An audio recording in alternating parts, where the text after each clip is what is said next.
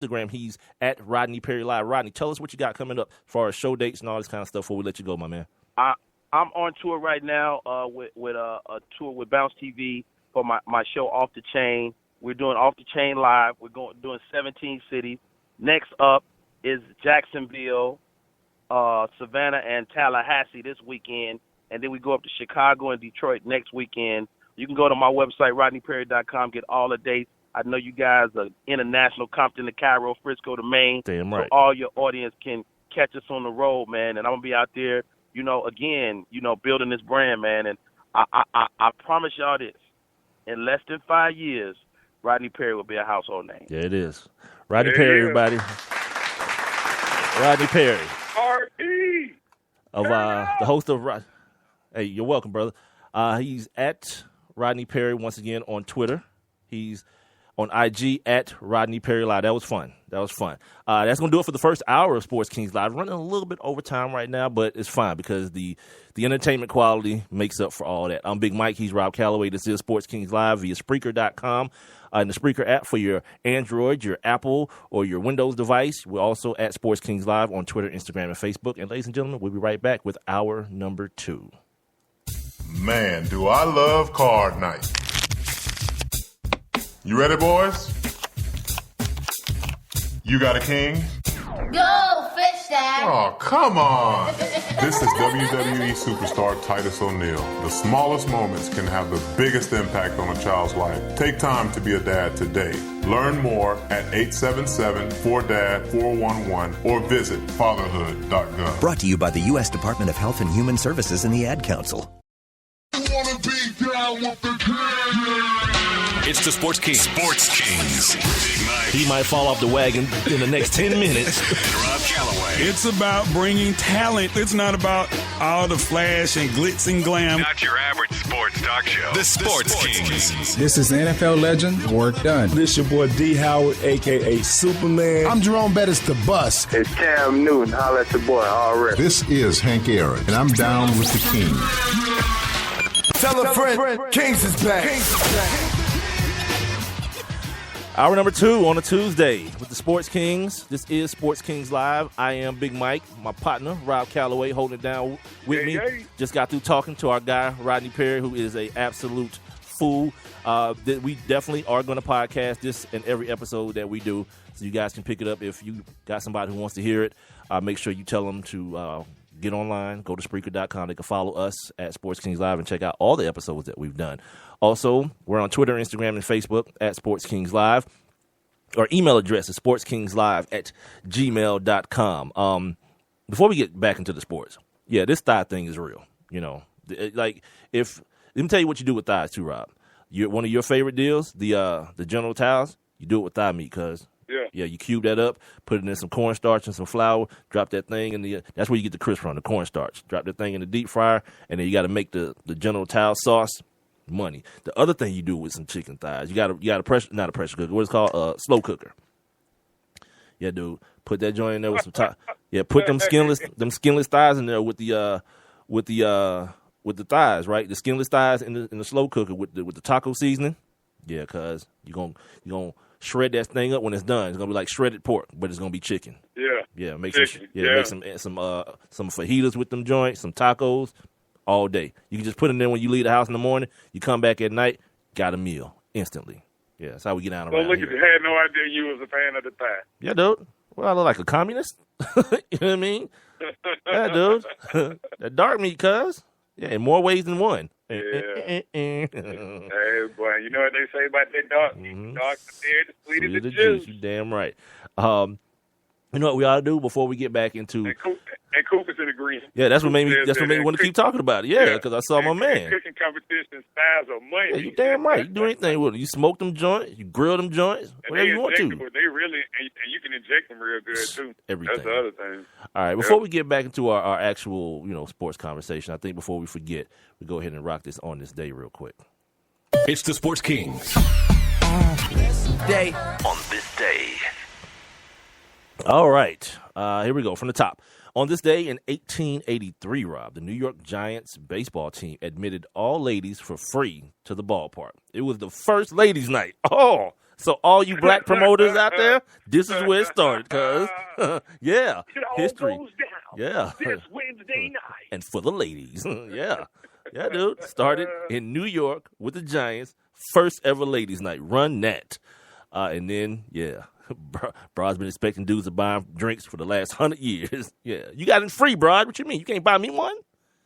Anyway. Hey, that's how it all got started, huh? Flashback. I'm sorry. All got started. In 1938. I wonder who cut that commercial. Like Mitch Faulkner's great granddaddy. Right. That was old granddaddy Ezekiel Faulkner. You're an idiot, dude. No one knows who Mitch Faulkner is but radio people, and you're an idiot. On this day in 1938, Jimmy Fox of the Boston Red Sox set a major league record when he was walked 6 times in one game. I gotta believe that was probably broken by Barry Bonds. I'm not sure, but I believe it probably was. Oh yeah, the Barry was getting walked with bases loaded. Well, 6 times though. Sure. You gotta figure. Yeah. 6 times. That's 6 at bats. Usually you get 4 or 5 at the most. So this had to be a pretty long game. The score had to be pretty high for 6 at bats to happen. On this day in 1951, Ben Hogan won the U.S. Open for the second straight year. Back-to-back for Ben Hogan.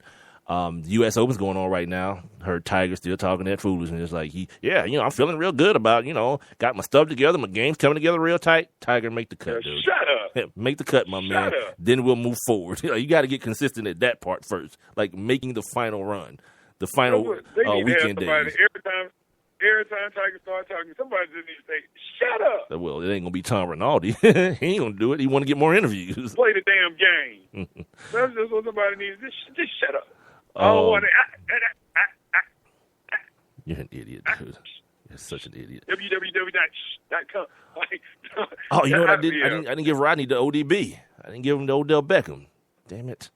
Next time. Turn up. Yeah, next time. I gave it to him. Next time. I did it at the end. I'll give him the ODB next time. On this day in 1969, U.S. President Nixon sent a telegram to Reggie Jackson thanking him for hitting 2 home runs while he was in the park on June 11th. Here's one for the old school. What, he hit it for him? Yeah, he did it for him? President Nixon was on crack or something. He was on crack, obviously. Whatever they used back then. On this day in 1970, here's one for the old school guys. Pills. Ryan just said it. Pills. They want pills back then. Brian Piccolo, the Chicago Bears. He actually died of cancer on this day in 1970. You know, Brian's song, Billy D. Yeah. On this day in 1975, the Milwaukee Bucks traded one Kareem Abdul-Jabbar to the Los Angeles Lakers. I forget what book I was reading, man. Is it the $40 Million Slave? I think it was, where it was either Kareem or it was Wilt. It was Wilt that was just traded one day in a restaurant. Like, he was standing at the stairs watching it happen. Yeah. He was watching it happen. These dudes like, you want Wilt? All right, we'll take him. All right, we'll give you so-and-so. And then it happened. Just that easy.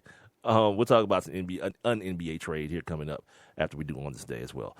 On this day in 1981, the Chicago Tribune, the newspaper in Chicago, they purchased the Chicago Cubs baseball team from P.K. Wrigley Chewing Gum Company for $20.5 million. For those of you who may be wondering, because I did, what are the Cubs worth now?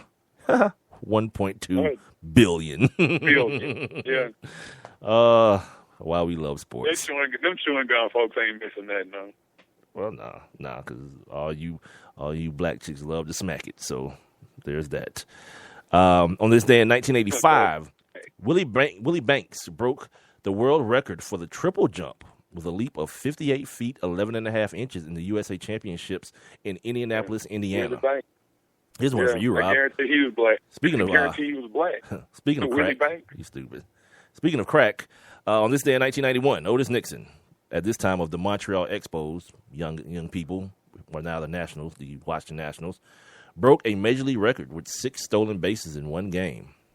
Otis was bad. Otis was a bad boy. Yeah, he was skinny as hell to run. Leave that crack alone. You heard Ice Cube say you ain't catching no crackhead. He was right. Or that one, Ice Cube. That was Lorenz Tate said that. Yeah, right. And Menace.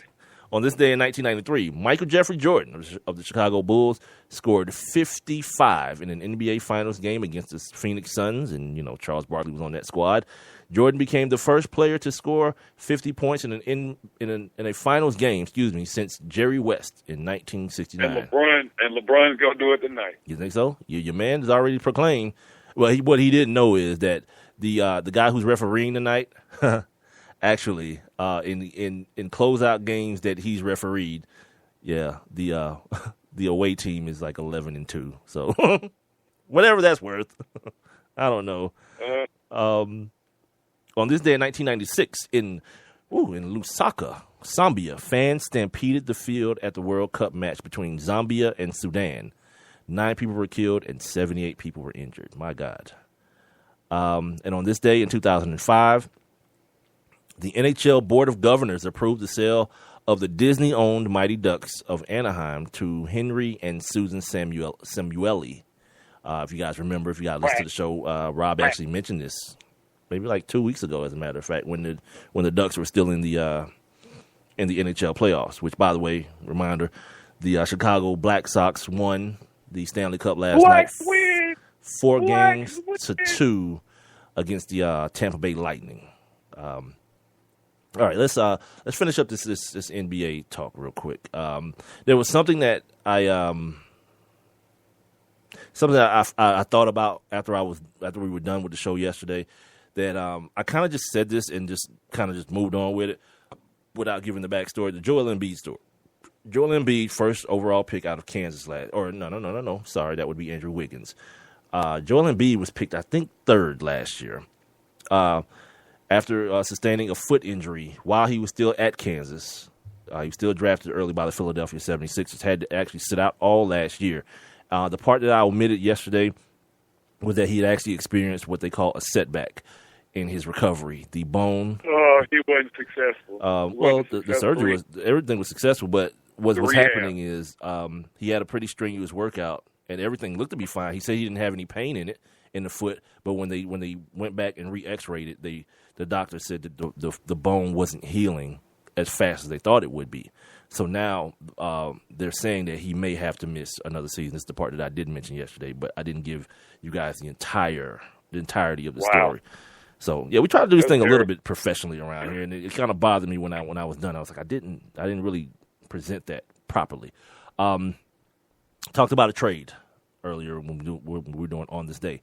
Everyone's favorite meme, everyone's favorite basketball meme, Lance Stevenson. Yeah. It's kind of a shame that that's the one thing he's known for now. Lance Stevenson was blowing LeBron. Yeah, blowing in his ear. Was a good ball player. He was a good ball player with the Indiana Pacers, and then did what people do. He took money. Got what he felt like was his market value, and took his talents to Charlotte. And things didn't work out last year. A lot of people say that it was just a difficult meld, a difficult mix between him and Kemba Walker. Kemba Walker kind of dominates the basketball as the point guard, and Lance Stevenson's a guy who also needs the ball as well. And he shot something like a low, 17% from 3 last year. But Lance is a dude who, people look at him as a volatile character. Did I mention what the trade was? Sorry, the trade is Lance Stevenson going from Charlotte to the L.A. Clippers for Matt Barnes and Spencer Hawes. I look at it and I say this. Matt Barnes is a pretty volatile dude as well. And in Lance Stevenson, you probably get a younger Matt Barnes. You get a dude that's kind of, he's a bit of an agitator, or could be. And I've always, me and one of my former coworkers, Arthur Trish, had this conversation, about Lance and his antics. I was like, look, he's overmatched. This is when he was guarding LeBron James. He's overmatched. Why not just pull out every trick in the book to just try? That's just what I was saying. Yeah, why not? What I was telling you earlier. You were talking about physically accosting dudes. He never physically accosted the dude. He was just trying to bother him. Yeah, you were. Yeah, get physical. That ain't gonna work. You can bump. These dudes, he was just being an irritant, and people kind of like, why is he blowing in this dude's ear? Why is he like it was the biggest deal in the world or something? It wasn't. It's just he had a couple of reason. Go ahead. The same reason. Well, the same reason. No, the same reason JR was untying people's shoelaces at the free throw line, and the same reason that that when you get down low, dudes be trying to, they'll pull on your pants. We have seen players just this year. These players that agitate each other, they grab each other's necks. Oh, well, you're talking about my man grabbed, who was that? The dude from the Pelicans grabbed Dirk. Yeah,